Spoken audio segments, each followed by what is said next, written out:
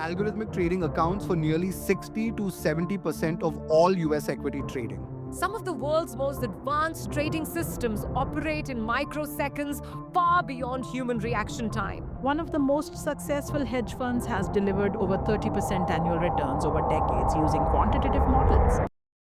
If headlines like these got your attention, this video is for you. Because let's be honest, most of us don't have the time or the tools to track markets like that. But what if there was a smarter, more data-driven way to approach investing? Something that works quietly in the background without the noise. So to give us more insight into this, I'm joined in by Neil Jha, who heads our Quant Research and Access Direct. Welcome to our podcast today. Hi Rohan, I absolutely appreciate you having me on the show. The pleasure is all ours. So to begin with, Neil, हमें ये बताइए कि what exactly is quant trading and investing all about? How would you explain that to someone with zero financial knowledge? Okay, so I feel the best way to understand this is through a very simple, intuitive example. Okay, let's say that around 40, 50 years ago, if you had to go from point A onto point B, you would usually ask a few friends, ask your family, hey, what's the optimal route to reach from point A to point B? And then on the way, if you find some random individuals, you can ask them, hey, is this the right path? Yes. But on the way, you would always be a little bit unsure, right? But now you can just insert the location on your phone and you'll find the most optimal route, how to reach there and how long it will be until you reach there. Systematic investment or a rule-based approach is exactly the same thing. You first understand what your financial goals are, and then through algorithms, we find what the most optimal route or instruments are through which we can invest so that your financial goals are essentially achieved. So Neil, most investors are familiar with fundamental or technical research. People look at news, charts, or just go with the gut feeling. Where do you think quant fit into all of this? Okay, so it's not anything new. These are things that we have always used, right? In fact, what I believe is that most fundamental and technical analysts would inherently agree with most things that we do, right? We both want stocks which are cheap. We both want stocks that are fundamentally good. We both want stocks that are over the long run in a significant uptrend. So we would agree on almost everything. The only alteration is, as hardcore quants, what we would want to do is go back in the history, apply the rules or the framework that you have and see if the rules actually work or if they don't really work, right? Because what we see is that loads of things that you think intuitively make sense, when you go back in history, experiment, they might or might not work. Okay. For example, people always say, right, risk hai to isk hai, or high risk means that the expected return should be high. When you go back in history and check that do high volatile stocks lead to the CAGR being higher in the future, or do low vol stocks actually lead to a portfolio CAGR being high? What we notice is that actually low vol stocks tend to give a higher future CAGR than high vol stocks, which is against everything that you would intuitively expect. So risk hai to isk nahi hai. So Neil, I've got an interesting question for you. Why trust a machine when I'm used to trusting a human? First of all, I'm also a human, and we always have an actual human being who makes the algorithms.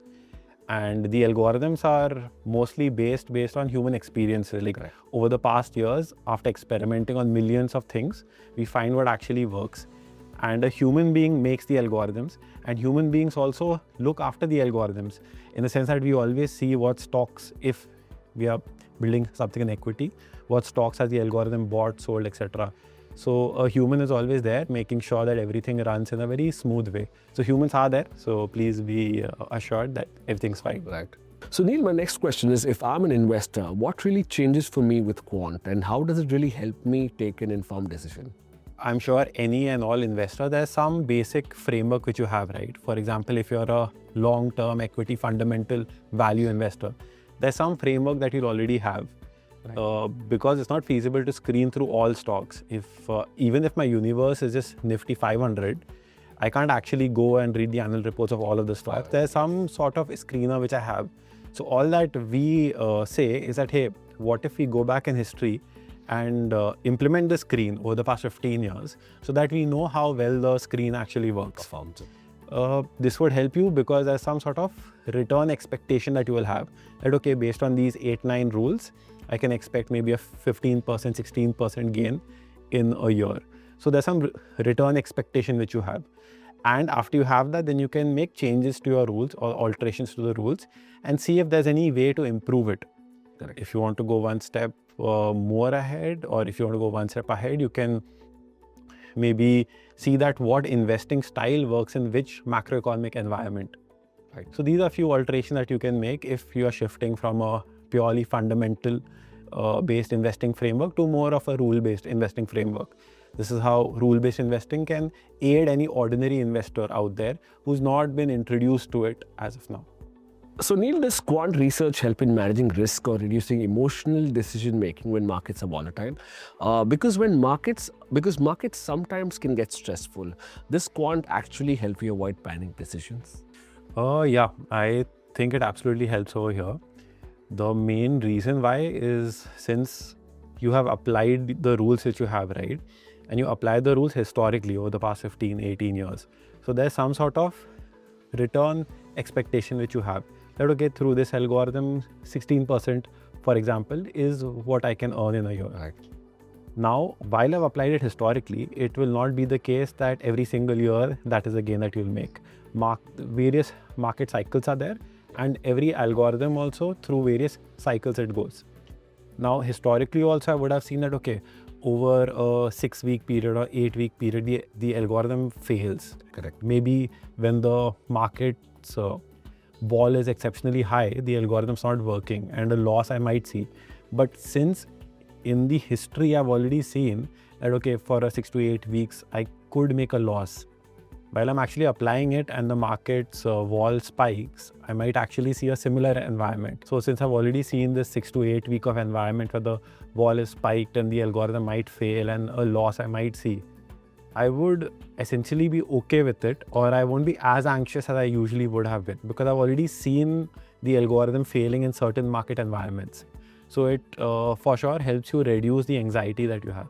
So Neil, do you feel this is where things are heading, like more data-led investing going forward? Yeah, I absolutely think this is where things are headed, and more of systematic investments will be seen in India. Reason being, as the Indian markets become more and more efficient, more and more sophisticated algorithms will have to be used to extract any significant alpha that still exists. So more systematic investment will be there. In fact, if we see across the world, the list of the top 10 global long-short hedge funds, in the list, almost all of them either use absolutely a fully rule-based approach or some or the other form of a rule-based systematic quantitative approach. And as Indian markets also become more efficient, we'll see more of these in India as well. So Neil, another interesting question. Why do you think people are curious about quant investing today? I think the major reason why people should is because of the human emotions which we have, right? Emotions are a beautiful thing to have, but investing is not a place where you should have emotions. You shouldn't be emotionally attached to any share. And the way how humans act to gain and loss is actually not the same. I'll just explain this in the form of a very simple, intuitive example. Okay, let's say that you go out on a walk and you see that on the road someone's 400 rupees is there. And and you are extremely happy that wow, I've just made some gain for free. Now after a few hours you again check where the 400 rupees is and you are unsure where it is and you've accidentally lost it. Now you are upset, though your whole day is ruined, right? But that should ideally not happen, because on a happiness scale, if you are at 0 and if you found the 400 rupees, your happiness scale went to 1. Correct. After you lost it, you should be at 0 again, right? Right. But unfortunately, that's not how human emotions work. Your happiness scale actually goes to -1, or it might go to -2. So the way how humans react to gain and loss is not the same.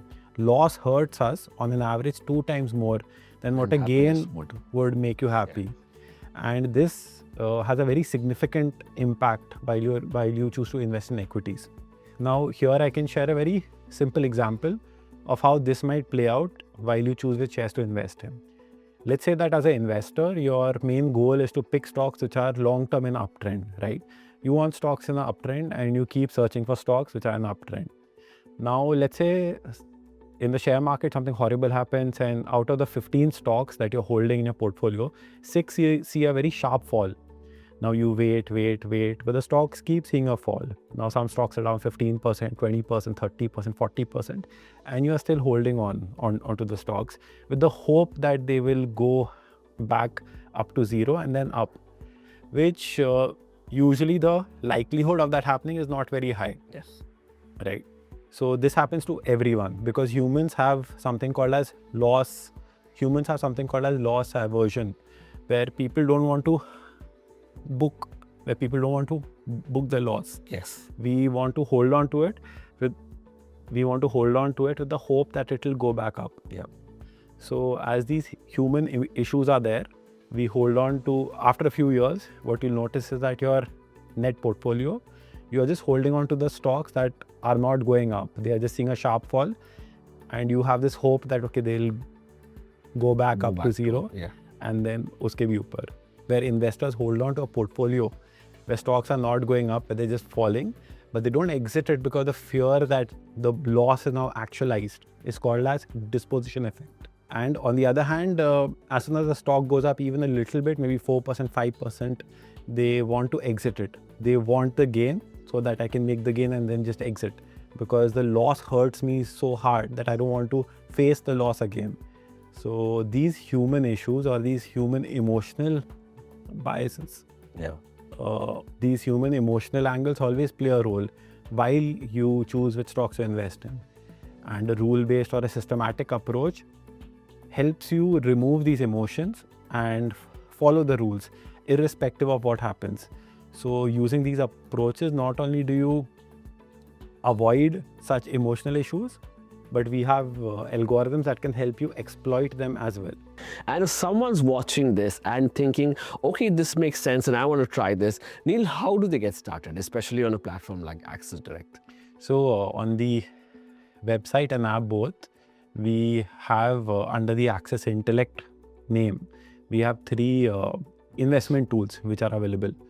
The first one is called Aggressive, which is, as the name implies, it's a more aggressive investment tool, Right. where we first find out which macroeconomic environment we are in, and we find out which investment style works in that particular environment, and we shift between different investment styles.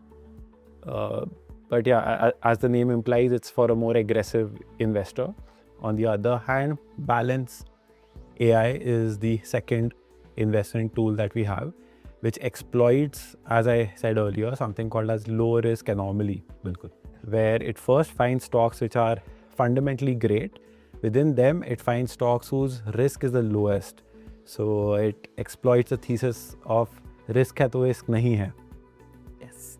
And apart from this, for an investor who's okay with a little bit more churn, who's okay with us shifting between thesis a bit faster, we have intra-week, where, as the name implies, on a weekly basis, we first check which environment we are in, and we find stocks which are in a significant uptrend if we are in an environment where Nifty is in an uptrend.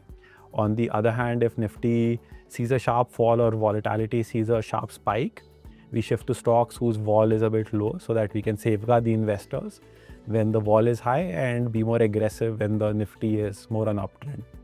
So lastly, Neil, do you have any message for our new investors? So I feel the way how any new investor could enter into this field would be that there is some sort of framework which they would already have, right? Some sort of rules they do follow, because by hand you can't go through all stocks.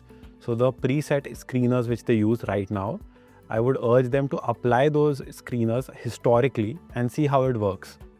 I think that would be the first thing which they can do. Right. That would bring in some sort of insight into what investment styles do they have. Once you find out what investing style you have, you can see historically in what sort of market environment your investing style actually works, and if there are any improvements you can make onto it. Wow, that was quite insightful. Thank you so much, Neil, for this wonderful session today. I'm sure the audience, there's a lot of takeaway that we have taken today, a lot of rich data on quant trading and investing. In fact, if you have any questions on this subject, please do mention in our comment section, and Neil would be more than happy to help you all with your queries. Yeah, absolutely. I certainly hope that I was able to inspire a few more people to explore the systematic investment route. And in case if anyone has anything to ask, please feel free to ask, and we'll be more than happy to answer all of your. So from Neil and Rohan, happy investing and see you in the next one. Investment in securities market are subject to market risks. Read all related documents carefully before investing.